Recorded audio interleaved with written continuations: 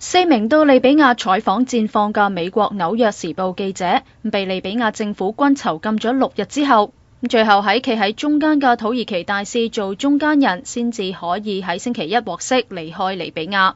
佢哋憶述被拘留期間，曾經遭捆綁、毆打同威嚇槍斃。其中女記者亞達利奧唔單止被士兵用鞋帶綁住，更加慘被非禮淫辱。38歲嘅亞達利奧話：喺被拘留嘅頭2日48個鐘頭之內，每個見到佢哋嘅士兵都會摸勻佢全身，包括胸部。期間佢哋又聽到有人用阿拉伯語話槍斃佢哋，之後又有人講佢哋係美國人，唔殺得。目前仍然有多名嘅記者喺利比亞嘅境內失蹤或者係被政府軍囚禁，其中2名嘅法新社記者